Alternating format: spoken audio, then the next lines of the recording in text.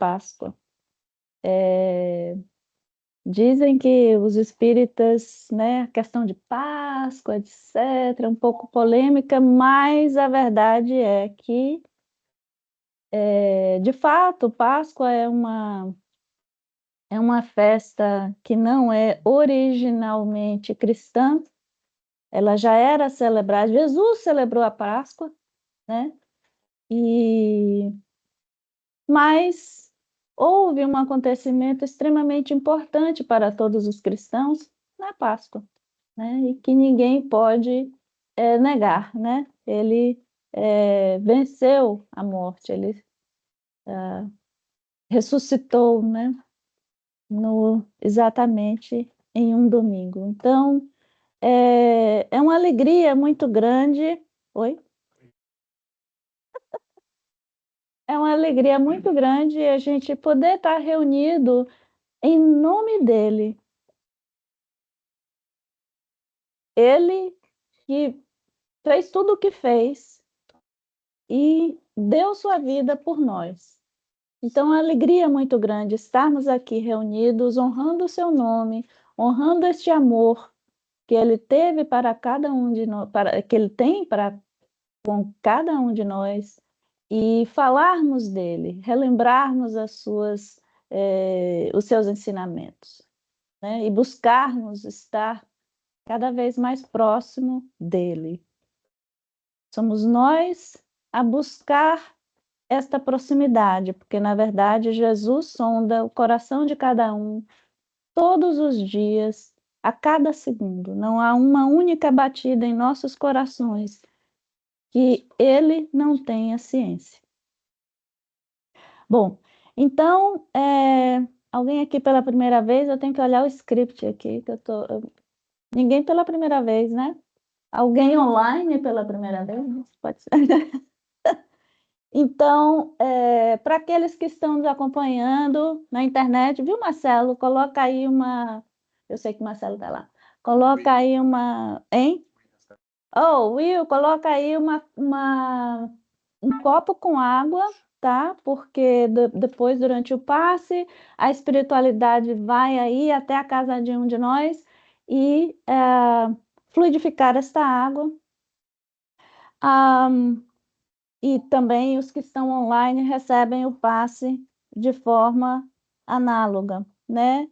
Então, vamos assim, acalmando nossos corações, nos sintonizando, então, com a espiritualidade que já preparou esse ambiente, já está aqui conosco, né?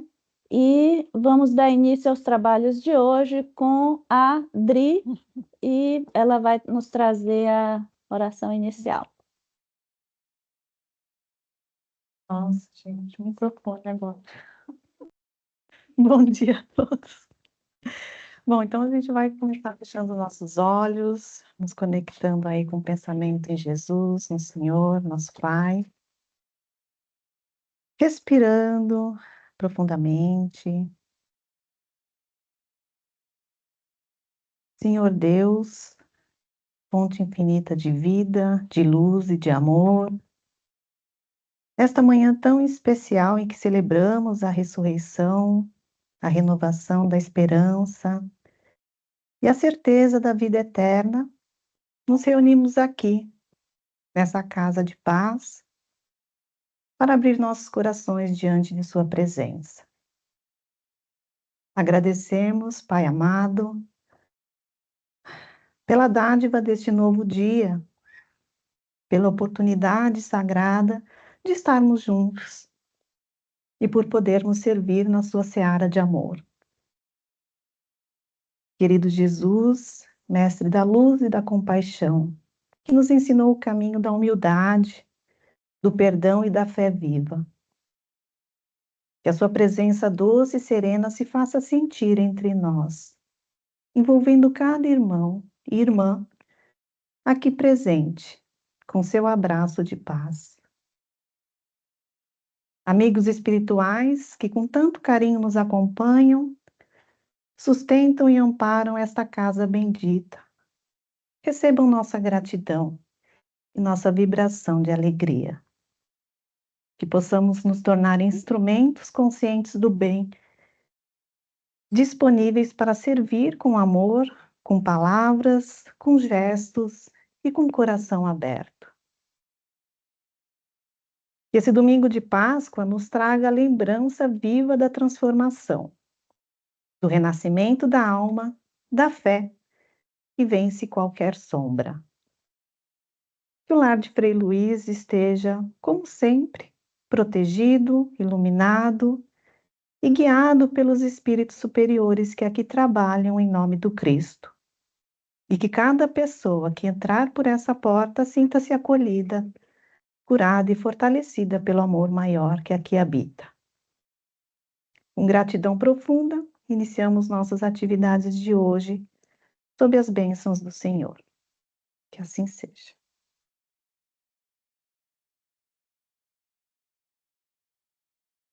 Obrigada, Adri. Então, agora é a nossa queridíssima Lu Carvalho, do Sunrise, e atendeu assim esse convite. Ela é do Sunrise, ela atendeu esse convite, porque aqui é o online, aqui é esse convite para estar aqui conosco, porque de última hora houve um pequeno probleminha, né? Mas a vida acontece, e que bom que existem pessoas como a Lu, tão flexíveis assim e tão generosas. Então, Lu, seja bem-vinda e Obrigada, que você seja iluminada aí na sua apresentação. obrigada, Ó, não vai obrigada. ter humilhada, hein? Não pode ter um microfone. Tem que usar esse ou esse? Aí agora não sei. Não, tá certo. Tá. Esse fica aqui. Isso daqui vai pra internet. Isso. Isso aqui. Muitas emoções, né, gente? São muitas emoções aqui. Bom dia a todos. É com alegria que eu venho aqui pela segunda vez nesse centro, né? Muitos rostos conhecidos, com alegria que a gente volta ao trabalho. Oi, pessoal de casa, muitos de vocês aqui. Bom dia, bom dia. Que Deus nos ilumine, né? Nesse desafio e nessa bênção de falar no dia de Páscoa, né, Ana? Que bênção e que alegria, né? Que Deus nos ilumine e que eu possa trazer uma mensagem aí de esperança, né? De conforto. E hoje o tema eu já tinha trabalhado esse tema, por isso que eu trouxe causa e efeito. E efeito. Olha aí. Os efeitos especiais. Causa e efeito. E pensando sobre a Páscoa, né? Pensando que hoje é a Páscoa, vamos ver se a gente consegue correlacionar esse tema, que também é bem de conforme aos 160 anos do livro Céu e Inferno. Vocês sabiam disso? O livro Céu e Inferno fazendo 160 anos esse ano.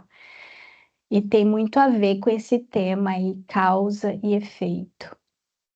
E a gente lembra, né, daqueles que estavam lá no momento em que Jesus sofreu todos aqueles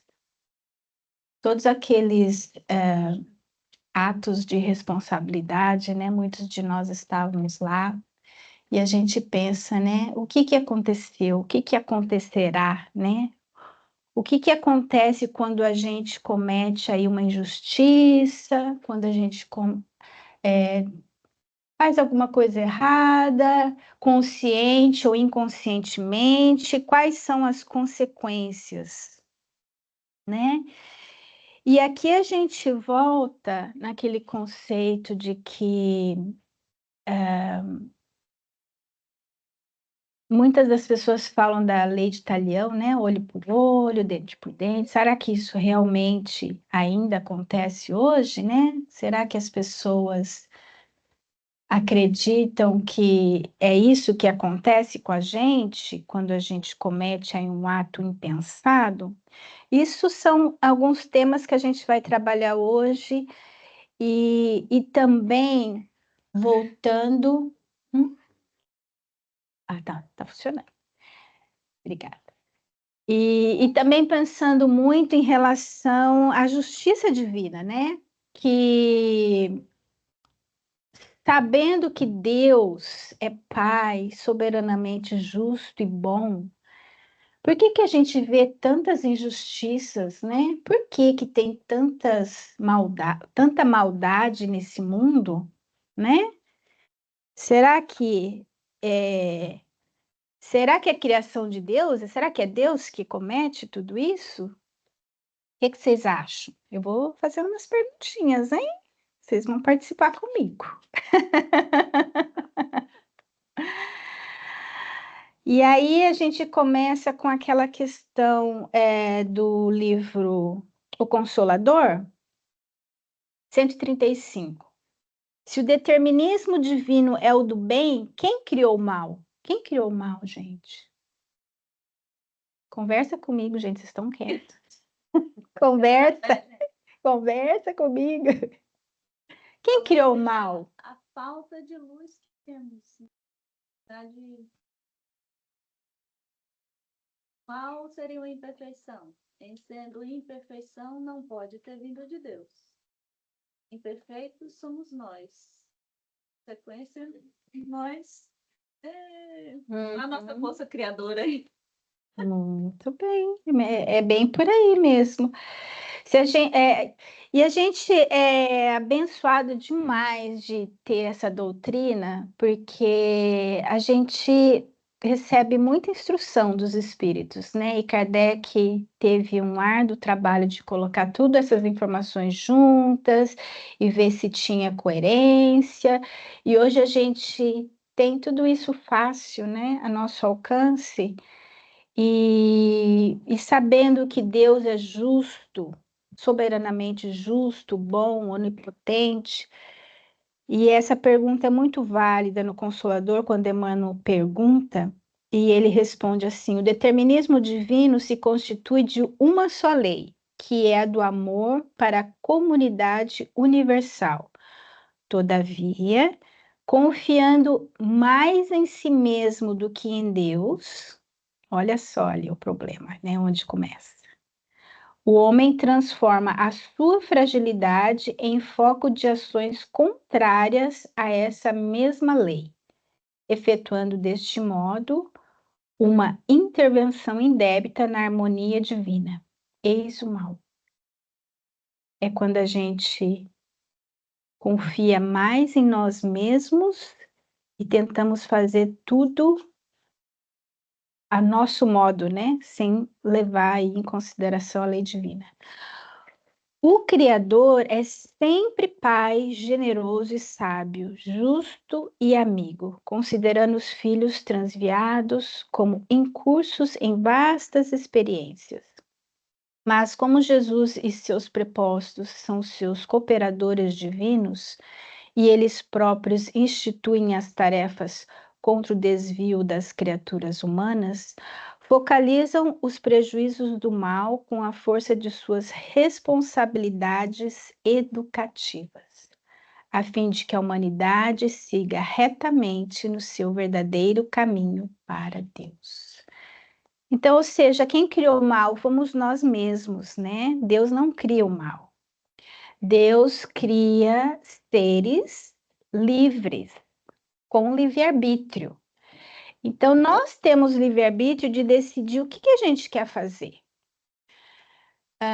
Quem que foi o rei Herodes que perguntou para a multidão: que queres que eu faça? Jesus, né? E deu à multidão a escolha, né? Barrabás ou Jesus para ser crucificado. Nós tínhamos lá essa, como é que se diz, opção, né? Essa escolha, o que a gente decidiu lá? Eu falo a gente porque a gente teve várias encarnações, a gente não sabe se a gente estava lá ou não, ou ao redor, né? Então, a gente teve essa oportunidade de fazer o bem lá atrás. E o que que a gente decidiu fazer? Mas graças a Deus, Jesus viveu, e Jesus vive, e Jesus viverá para sempre, né? Graças a Deus. E para a gente começar esse assunto tão desafiador, eu trouxe uma história para a gente, que se chama Eles Viverão, que está lá no livro Contos dessa e de Outra Vida do Irmão X. Conhecem o Irmão X? Conhecem? Eu gosto muito do Irmão X. Ele traz, assim, histórias maravilhosas para a gente. E para a gente começar a falar um pouquinho desse assunto, a gente vai voltar lá na época de Jesus. Um pouquinho depois, 11 anos após a crucificação do Mestre, Tiago Maior foi um dos que foi também violentamente arrebatado, né? Lá no Sinédrio, lá nos arredores de Sinédrio, em Jerusalém, a fim de responder a processo infame. Tiago Maior, vocês se lembram, irmão de João Evangelista, né? Filho de Zebedeu. E ele foi arrancado e foi levado para o mesmo local que Gesiel ou Estevão foi sacrificado, né? Tiago foi levado a esse local e foi duramente maltratado lá, né? E também teve a turma, né, de pessoas que falavam que queriam a morte dele, centenas gritavam, né? E Pedro, de longe, como um irmão querido e um pai, né, para aqueles jovens, né, olhava tudo de canto, olhava essa cena muito triste, com o coração dolorido, que mais um irmão tinha sido arrebatado por essas forças, né? E sobre os gritos de condenação, ver o seu irmão Pedro, o seu irmão Tiago, entregar-se humilhado. O antigo pescador, aprendiz de Jesus, é atado a poste e ali mesmo, sob a alegação de Herodes, decretava a pena, enquanto seus despojos eram apedrejados. Simão chora sozinho a contemplar os restos, né?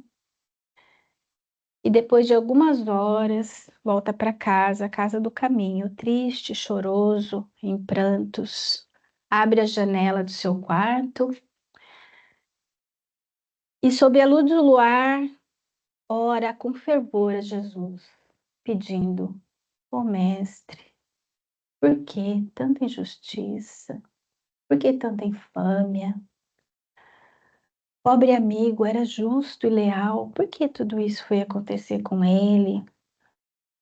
E pensa: que Jesus diria agora, nesse momento? Queria tanto conversar com Jesus, nosso Mestre, e chora e pede em orações. E eis quando levanta-se os olhos, vê seu Mestre querido de novo, seu Mestre Jesus, ajoelha-se e grita: Senhor, por que tantas injustiças? Por que tanta maldade? Somos todos contados como vermes no mundo, tanta miséria. Nosso nome é pisado, nosso sangue verte em homicídio impune. A calúnia feroz espia os nossos passos. Por que, Senhor, tantas misérias? E Jesus aproxima-se dele com carinho, afaga os cabelos e diz: Esquecesse, Simão, quem quiser vir a mim, que carregue a própria cruz? E Pedro responde em lágrimas: Senhor, eu não renego o madeiro, mas clamo contra os maus. Que fazer, por exemplo, com Jorebe, o falsário infeliz que mente sobre nós, de modo a enriquecer-se? Que castigo terá esse inimigo atroz da verdade divina? E Jesus responde sereno como antes: Jamais amaldiçoes, Jorebe vai viver. E Amenabe, Senhor, que punição a dele, que armou sob escuro o nosso laço, tramando nossa perda? E Jesus responde novamente: esqueçamos no empréstimo, porque Amenadab, vai viver igualmente. E Joaquim, Senhor, não foi ele inspirado, o inspirador de todos esses crimes? O carrasco sem fé que a todos atraiçoa? Com que horrenda aflição pagará seus delitos? Foge de condenar, Pedro. Joaquim vai viver. E Amós, Senhor, o Amós ganhou dinheiro vendendo a todos nós. Esqueça Amós, Pedro. Amós também vai viver. E Herodes, que dizer de Herodes, o rei vil que nos condena à morte, fingindo ignorar que servimos a Deus? E Jesus, sem turvar os olhos generosos, explicou simplesmente: repito, Pedro, que quem fere ante a lei será também ferido. A quem pratica o mal chega o horror do remorso. E o remorso voraz possui bastante fel para amargar a vida. Nunca vingues, Pedro, porque os maus viverão. E basta-lhes viver para se alçarem à dor da sentença cruel que lavram contra eles mesmos. Simão baixou a face, banhada de pranto. Pensou, queria fazer uma nova pergunta, e quando ergue seus olhos, Jesus não estava mais lá. E essa história retrata a orientação do nosso querido mestre em relação aos injustiçados e àqueles que cometem injustiça. Porque todos são amados por Deus, todos são filhos de Deus. Sim, o amor cobre a multidão de pecados, mas o débito permanece. E o que a gente faz com o débito? Né? Deus perdoa? Perdoa. O injustiçado também perdoa? Pode levar um tempo, também perdoa. Mas o que acontece com a injustiça? Né? Precisa fazer alguma coisa a respeito sobre isso. Porque se Deus cria tudo em perfeita harmonia para o bem, quando a gente, lembra lá da questão do Consolador? Quando a gente inflige e atrapalha essa harmonia divina com as nossas atitudes, a gente tem consequências, né? Tem consequências. E é disso que a gente vai falar um pouquinho sobre hoje, quando a gente fala de causa e efeito. E não é uma questão assim para a gente ficar desanimado, triste, é para a gente ter esperança, é para a gente reconhecer que Deus é Pai e que há problemas, há filhos problemáticos, sim, mas há uma justiça divina que nos permite se reajustar, de receber perdão, de trabalhar por esse perdão, né? E de se reajustar com a lei. É um Deus, não é vingativo, é um Deus de amor, que cria suas leis justas e que faz sentido. E a gente tem na doutrina, graças a Deus, muitos relatos, muita orientação lógica, muita orientação para a gente de que como funciona essa lei, como funciona essa lei divina que não pune por si, mas que educa, que permite que a gente se reajuste a essa lei. E a gente vai, eu espero conseguir trazer para a gente como que isso funciona, que é um desafio grande, né? Falar sobre a lei divina. E o objetivo é para a gente ter esperança, sim, para reafirmar nossa esperança em Deus e não ter uma atitude de, como que a gente vai dizer? Uma atitude de revolta. Muitas das vezes acontecem muitas coisas na nossa vida, né, que nos desafia, uma questão de trabalho, de saúde, um familiar, e às vezes a gente se revolta, né? Que é um direito nosso, dependendo aí do que aconteceu, mas que não é para a gente ficar nessa posição de revolta para sempre. É para a gente entender que os reveses acontecem por um motivo. E se tem um motivo, há uma justiça por tudo, por todo esse processo, e eu gostaria que a gente conseguisse trazer isso para a gente pensar junto. E claro que o nosso mestre querido, quando fala, já trouxe muito antes para a gente todos esses conceitos, é que a gente não entende muito bem, às vezes as parábolas, às vezes os conceitos. Por exemplo, quando Jesus fala a cada um segundo as suas obras, isso é o resumo claro. É o resumo claro do que significa essa causa e efeito. E o que mais chama causa e efeito? Vocês lembram? A gente fala causa e efeito, mas tem outros nomes também. Olho por olho, dente por dente, ação e sim, a lei de ação e reação, que tem o livro também, né, de André Luiz. E que mais? Tem uns outros termos aí que você faz, a que se paga. Tem um pessoal que fala que é karma, né, lá do Oriente. Exato. O mundo dá muitas voltas, né? Cá te espero, a lei do retorno, né?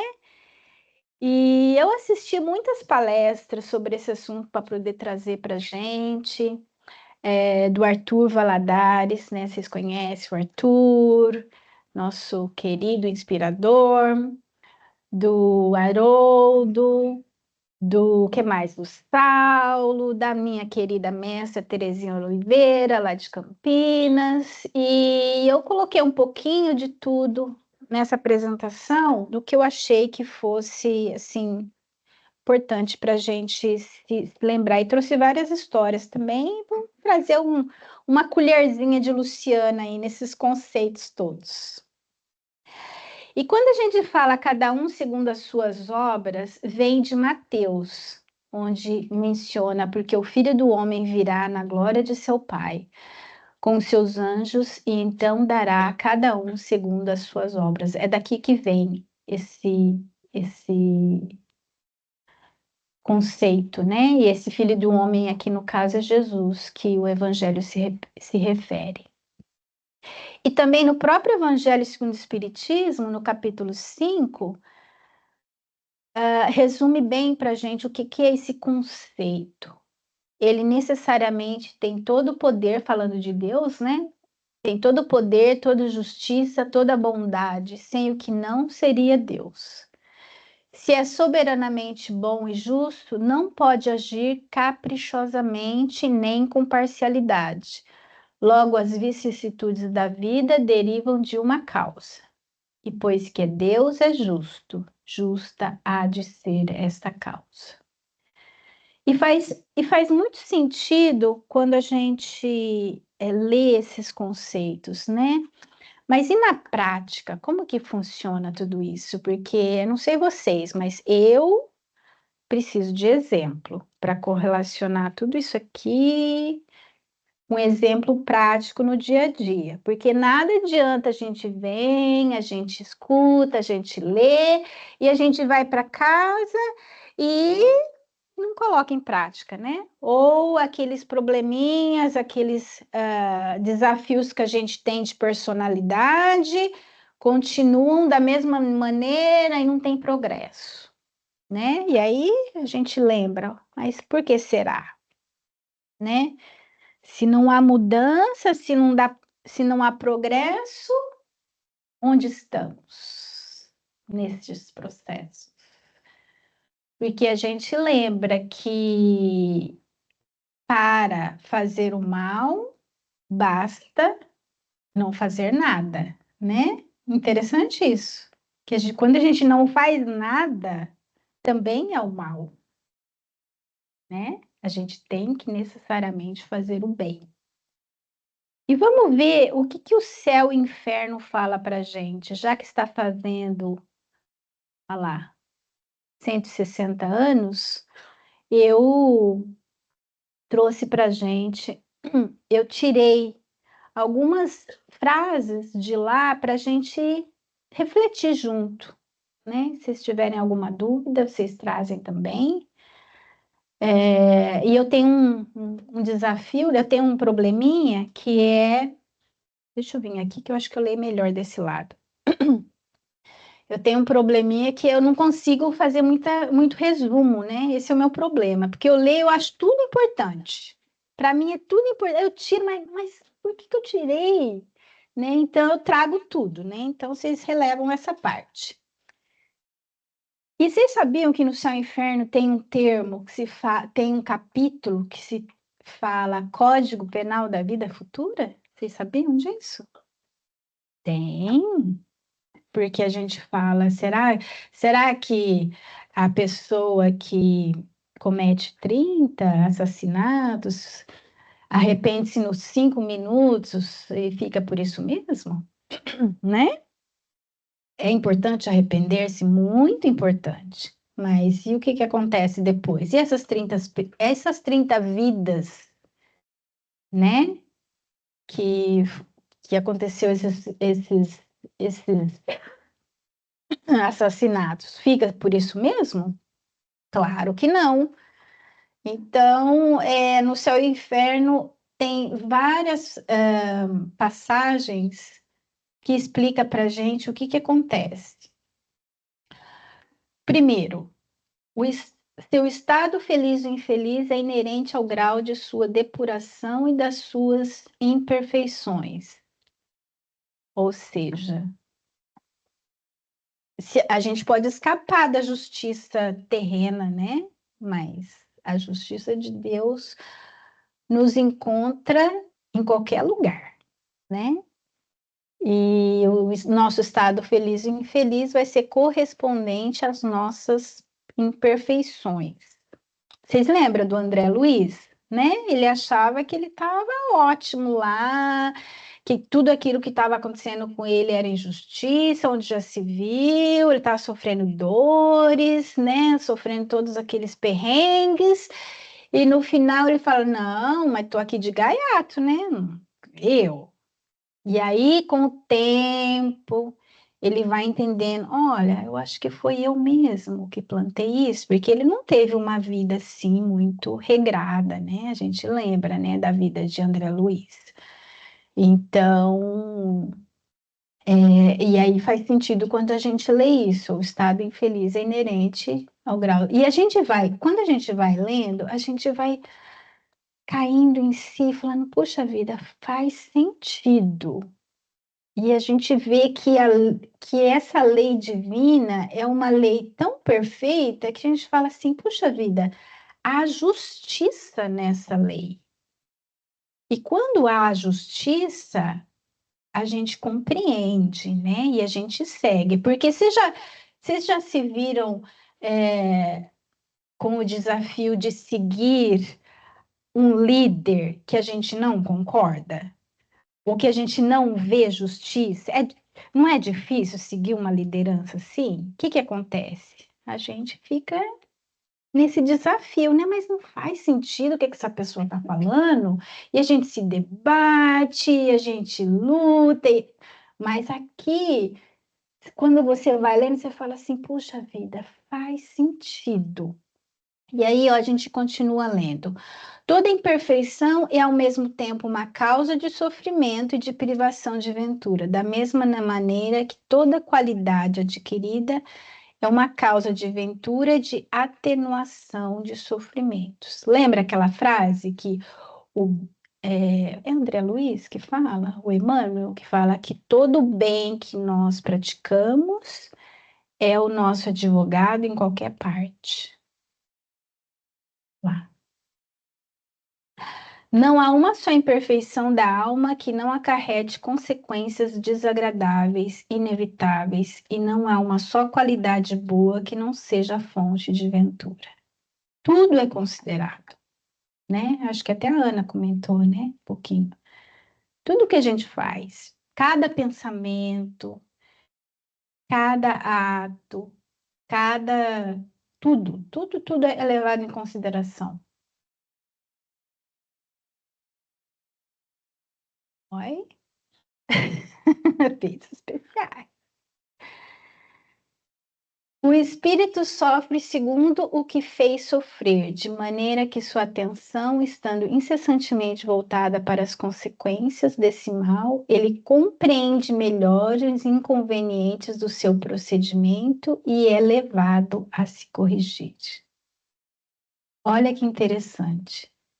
E aqui eu destaco essa frase: ele compreende melhor os inconvenientes do seu procedimento. Ele compreende o que ele fez não era bom. Ele chega a essa conclusão sozinha, porque lembra, a gente tem livre-arbítrio, não tem? O que Paulo nos fala? Tudo nos é lícito, mas nem tudo nos convém. Então, eu decido o que eu vou fazer. Eu tomo a decisão, né? Mas se eu tomo uma decisão que não é muito acertada, eu que tenho que chegar à conclusão que aquela decisão não foi a melhor, né?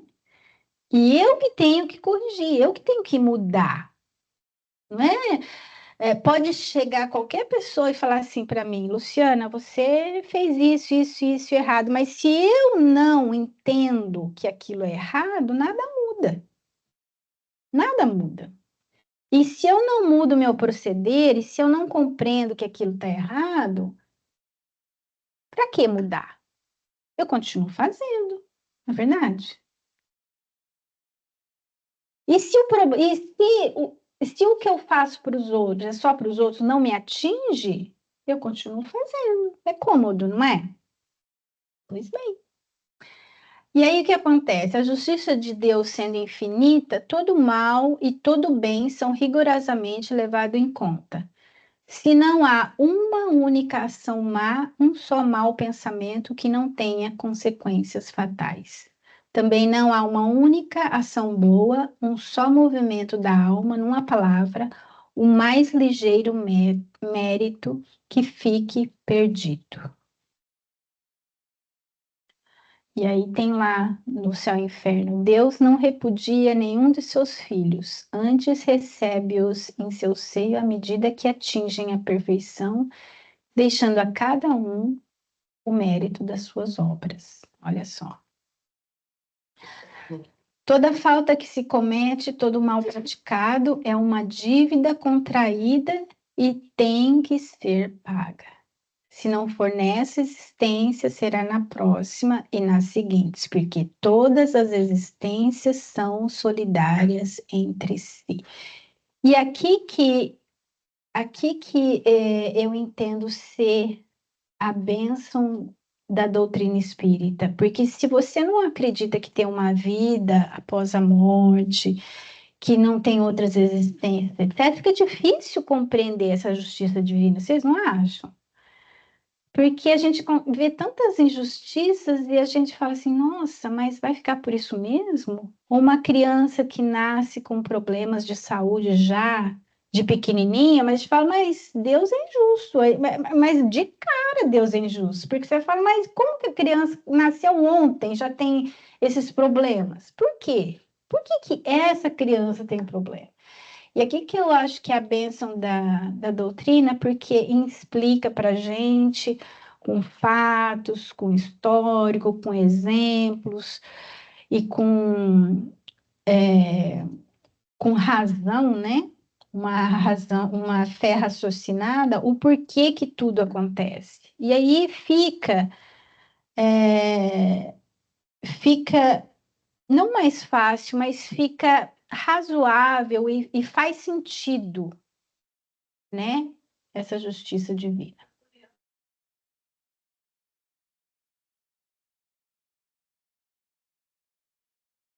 Exatamente.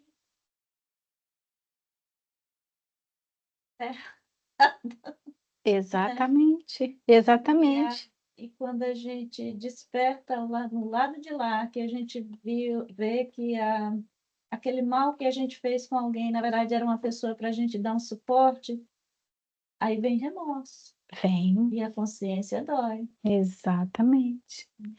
E aí não precisa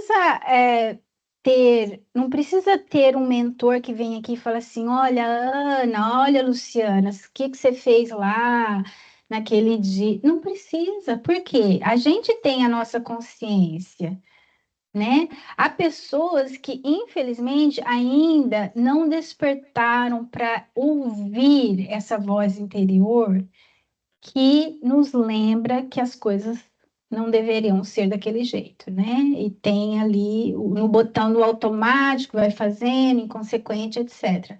Mas a gente lembra que a justiça divina está na nossa consciência, né? A lei de Deus está escrita na nossa consciência. Então, tudo que a gente faz, o primeiro a acionar, opa, acho que não fui bem, né? Vai lá e faz alguma coisa em reparação.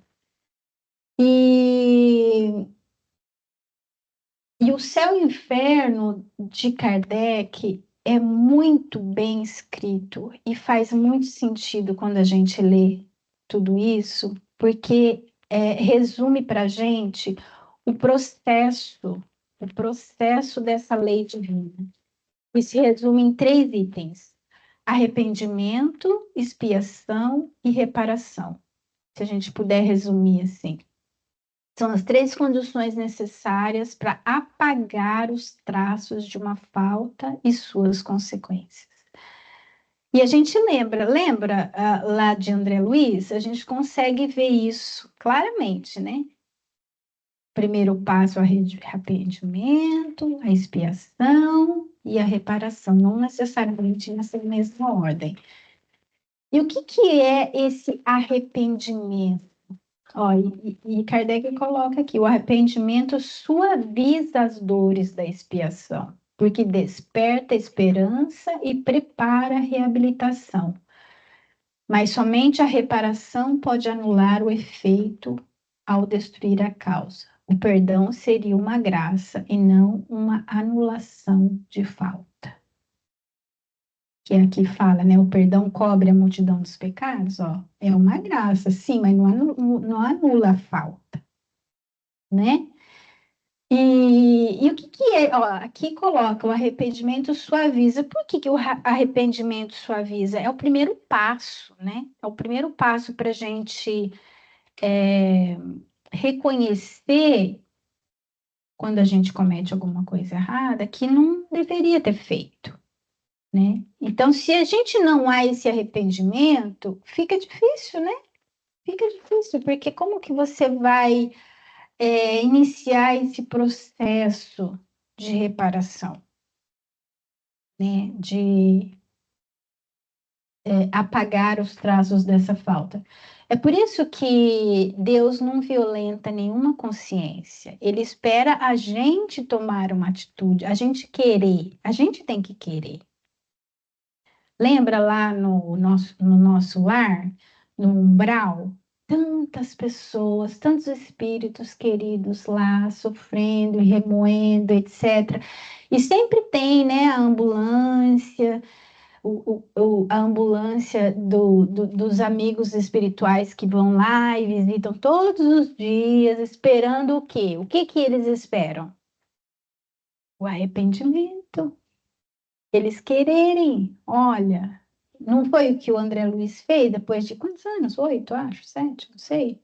Ele ficou 8 anos lá se remoendo, se debatendo, chorando, etc. Mas quando ele quis, ele despertou, e o que que aconteceu? Ele lembrou de quem? Da mãe dele, né? Ó as mães aí, ó. Tá vendo? Tá vendo quando as mães lá que insistem com o filho, não, vamos fazer oração, vamos para o centro, vamos aprender isso, vamos aprender. Um dia essa sementinha vai florescer, mais cedo ou mais tarde, nem que seja na outra vida.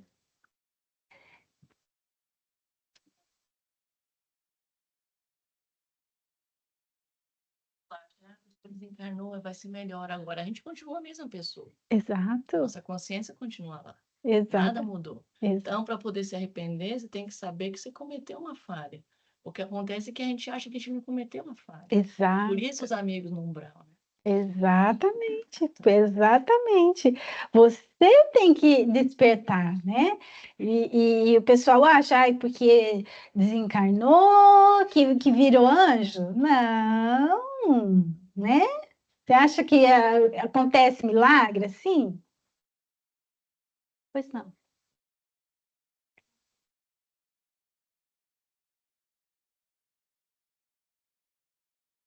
Pessoa considera que você fez algo, como que seria tratado esse arrependimento? Porque aqui, realmente, se você faz algo de errado, se as pessoas, se em algum momento você refletindo, você reflete que você fez algo errado, você tem um arrependimento, você vai procurar essa reparação. Mas e se caso não tenha sido, você tenha sido julgado por algo que você fez e que não era errado? Ah, quando acontece uma injustiça, né? E aí, a justiça vai acontecer da mesma maneira. E o que que acontece? Se você não fez nada de errado e foi julgado, entre aspas, né, injustamente, você vai ter a sua consciência tranquila, ainda que as outras pessoas vão te acusar e etc, etc. Você deita na cama e você dorme. Mas as outras pessoas vão ficar se te julgando. E aí, adivinha para onde vai o débito? Para quem apontou, né? Porque se você aponta alguém sem ter certeza, o débito é o seu, né? E da mesma maneira que essa pessoa tá apontando e tá te julgando, ela tá plantando a sementinha dela. Você acha que não vai ter algum dia que ela vai ter que reparar tudo isso? Vai. Mas se você tá com a sua consciência tranquila, que não fez nada, e aí é entre você e Deus. Não há ninguém que vem te julgar. Lembra de Jesus quando é, é, foi conversar com aquela moça? Como que fala, Ana? Que, que queria, que as pessoas queriam apedrejá-la, né? Ah, sim. Maria Madalena, né? No caso dela, Mulher adulta. a mulher adulta, isso. Estava querendo lembrar exatamente o termo. E Emmanuel fala muito nesse assunto, né? Que todo mundo condenava a mulher adúltera, etc. Mas todo mundo apontava para a mulher adúltera. E ninguém pensava por que ela fazia isso. Porque tinha um homem que ia lá. Ou seja, ninguém falava dos homens adúlteros que estavam, né? Todo mundo fala dela, sabe por que que ela se prostituía? Ninguém fala. E ela Desculpa, voltando ao assunto da injustiça, você sofre, e isso depois vai apontar para quem está acusando. Tem também o fato de que essa injustiça é uma prova que você está passando por alguma coisa que você fez no passado. Exatamente, Também, pode ser só- também.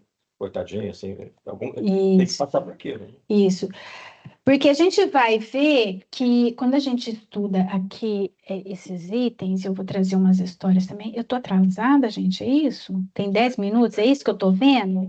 Jesus, socorro. Que emoção. Olha só.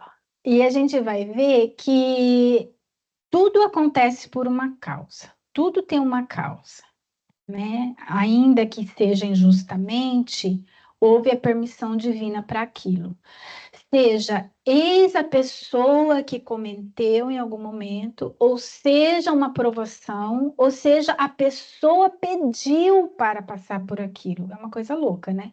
Às vezes a pessoa pediu aquela situação para poder se superar, para poder passar por essa provação e poder se purificar, digamos assim. Talvez ela Há esteja, vários casos. na vida passada, ela passou por algo do outro lado. Exato. E aí ela pediu, agora eu quero estar desse lado. Exatamente. Então, tem vários casos, vários casos. Aquela boate pegou fogo, tantos adolescentes morreram. Sem falar uma vez que as pessoas, numa vida anterior, elas teriam colocado outras pessoas para morrerem pelo fogo. Por isso, elas Olha. teriam vindo aqui por opção própria para também morrer pelo fogo para expiar o problema de uma vida anterior. Olha Isso só. poderia ser mesmo que teria acontecido? Olha, eu não sei dizer exatamente nesse caso, mas, pelo que você está falando, faz algum sentido. Faz, mas eu não consigo afirmar que foi o que realmente aconteceu. Faz sentido pelo processo, né? O processo em si. E eu espero que eu tenha respondido. E eu só queria colocar que, assim, arrependimento, expiação e reparação. O que que isso significa? Primeiro, a gente se arrepende, a gente pede perdão, a gente se perdoa também, né? Se foi a gente que cometeu. A reparação seria reparar o mal que a gente fez. A gente tem que reparar, esse é o processo. Se você cometeu uma injustiça, você tem que reparar com aquela pessoa ou com aquelas pessoas ou com alguém designado ali naquela situação. E a expiação seria, o que eu acho mais fantástico, a expiação é quando você troca de lugar. Você troca de lugar com a pessoa que você vitimou. Porque uma coisa é quando você joga a pimenta no olho das pessoas, né? Outra coisa é quando você sofre a pimenta no seu olho, né? Se você não troca de lugar, você não sabe como que é viver a experiência. E por isso que eu acho fantástico essa lei divina, porque o processo é tão educativo, faz muito sentido para mim quando eu leio e quando eu vou ler uma história para a gente, que vai exemplificar exatamente isso que você está falando e que eu espero ter tempo para concluir. A história chama-se O Merecimento. É do livro A Vida Escreve, de Chico, e é um exemplo real do que acontece dos processos da lei divina, tá? Então, esse capítulo chama O Merecimento. Então, tinha uma pessoa que se chamava Saturnino Pereira. Não sei se você já ouviu falar dessa história. O nome dele era Saturnino e ele era um homem maravilhoso, bondoso, bom pai de família. Era uma caridade em pessoa. Todos eles admiravam Saturnino. Sempre tinha uma palavra amiga para consolar, sempre estava de plantão, no trabalho era um amigo fiel, cheio de otimismo, né? E sempre tinha um sorriso generoso, né? Parecendo um raio de sol, então era uma pessoa muito boa mesmo. Inclusive no trabalho lá, e ele era espírita, olha que coincidência. Pois não é que um dia ele estava trabalhando, eles trabalhavam numa tecelagem, foi que um dia ele estava trabalhando e ele machucou a mão. E a sua mão começou a sangrar na máquina, machucou a mão na máquina, e todos eles vieram para ajudá-lo, né? O chefe dele pegou, levou ele lá para o hospital, tal, né? E todo mundo preocupado. E aí a operação foi muito boa, o cirurgião veio para ele e falou assim: Olha, meu amigo, graças a Deus o seu braço, né, foi muito danificado, mas graças a Deus você só vai perder o polegar. Olha só.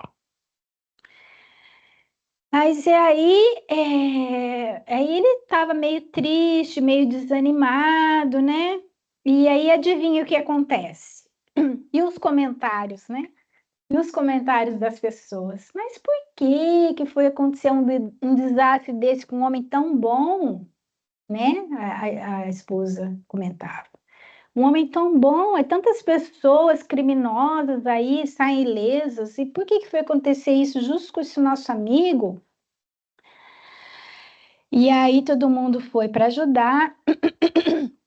E aí, por ele ser espírita e ele era religioso, adivinha os comentários? E aí, o que acontece? Que adianta ter religião? Que adianta ter? Que adianta ter? Oh, obrigada. Que adianta ter religião? E ele está passando por isso tudo. Ele era espírito, sério, etc. Vivia para os outros e agora aí, ó, machucou a mão. Por quê? E aí já começava aqueles comentários caridosos, né? Para com ele. E ele muito triste lá com o braço na tipóia, agradeceu, né, o carinho, a generosidade das pessoas, agradeceu a Deus, mas estava ainda um pouquinho triste, né? Não é que à noite ele participava da reunião mediúnica, vocês sabem, né, o que é reunião mediúnica, né? Ele foi lá com a sua esposa e foi para a reunião mediúnica lá no centro espírita. E aí tinham 10 pessoas lá, seus companheiros, mas ele estava lá tristinho, né? Com aquele coração dele meio tristonho com tudo que aconteceu. Tanto é que aí vem o orientador espiritual, né? Das tarefas, e o nome dele era Macário. Macário chega, orientador espiritual, mas fala assim: Mas Saturnino, meu filho, não se pense desamparado desse jeito, nem se entregue à tristeza inútil. O pai não deseja o sofrimento dos filhos. Todas as dores decretadas pela justiça divina são aliviadas pela divina misericórdia. Toda vez que nos apresentamos em condições para o desagravo, ou seja, vem quando você está pronto, né? Não fica com essa posição de revolta. Você hoje demonstra indiscutível abatimento, entretanto, não tem motivo. Quando você se preparava, aí vem a história, né? Quando você se preparava ao mergulho no berço terrestre, você mesmo programou a excursão terrestre presente. Excursão de trabalho, de reajuste. Acontece, porém, que formulou uma sentença contra você mesmo.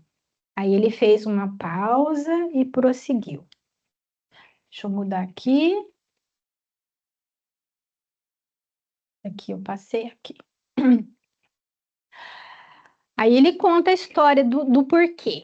Há 80 anos era você poderoso sitiante no litoral brasileiro. E certo dia, porque um pobre empregado, enfermo, não lhe pudesse obedecer às determinações, adivinha o que ele fez? Você, Saturnino, com as suas próprias mãos, obrigou-o a triturar o braço direito no engenho rústico. Eu não vou ler essa parte aqui, que é um pouquinho triste, né? Um pouquinho assim forte. Mas ele lembra da vítima, dos gritos que ecoavam o coração. Por muito tempo e muito tempo ele relembrava essa cena e a vítima chorando, e isso gravou no seu coração. E aí ele continua: e você, Saturnino, implorou aqui no mundo espiritual uma existência humilde em que viesse a perder no trabalho o seu braço mais útil. Ele que implorou. Desde a primeira, mas você, Saturnino, desde a primeira mocidade, ao conhecer a doutrina espírita, tem os pés no caminho do bem e aos outros. Você tem trabalhado bastante, esmerando-se no dever. E aí o cuidado aqui da equipe, né, da espiritualidade. Não te elogio, porque você continua lutando e o plantio disso só vamos saber em definitivo na colheita, mas tenho que reconhecer que você está pagando com amor o empenho, a justiça. Sei, porém, que hoje, por débito legítimo, você perderia todo o seu braço, mas por conta do trabalho no bem, desde a mocidade, você perdeu apenas um dedo. Regozije-se, meu amigo, você está pagando em amor o seu empenho à justiça. E dessa maneira, Saturnino entendeu, derramava longas e grossas lágrimas de conforto, de apaziguamento e de alegria. E na manhã seguinte, volta ele todo sorridente, cheio de amor, pontual ao serviço. E todo mundo pergunta: mas Saturnino, o médico deu 30 dias de licença, o que você está fazendo aqui? Ah, mas eu só machuquei um dedo. Tem ainda como trabalhar. E ele, graças a Deus, tenho como trabalhar. E essa é uma história que demonstra exatamente o que você colocou, né? E uma história real de como funcionam os processos da lei divina. Tem coisas que a gente pede e tem coisas que a gente planta, né? E a gente entende aqui, nessa história e nos slides também, o quanto a misericórdia divina atua. E a gente nem sabe. Tem muita misericórdia e muito amor em tudo que acontece. É que a gente não dá valor, né? Somos aí os filhos pródigos.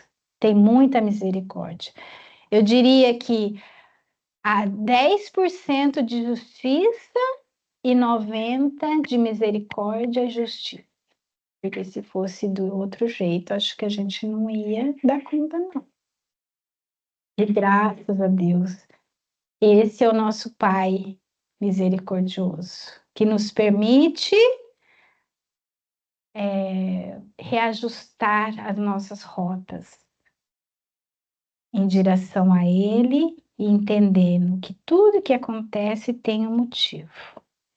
E que cabe a nós entendermos tudo isso e nos colocarmos a trabalho e recebermos de braços abertos esse Pai querido e amoroso que nos inspira, que nos abençoa que nos perdoa sempre, mas que nós possamos cometer menos erros, né? Menos erros, mais acertos, para que a gente não dê tanto trabalho assim para a espiritualidade, né? Obrigada a todos pelo carinho e pela atenção.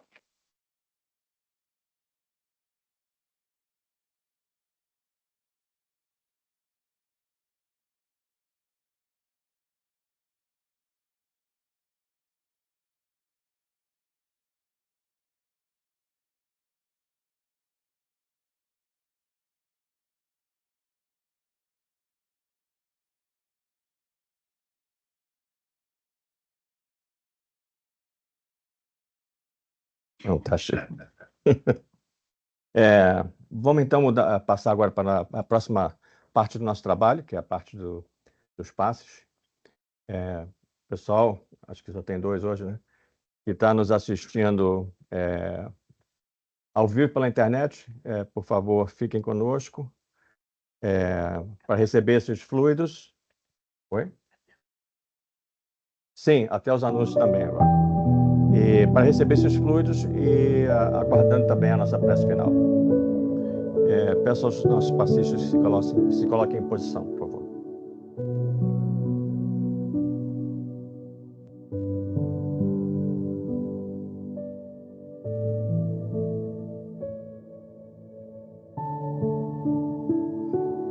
Pedimos a todos que permaneçam em harmonia, sentando confortavelmente, permanecendo com nossos pensamentos elevados, pensando em nosso Mestre Jesus. Que assim seja, pela graça de Deus.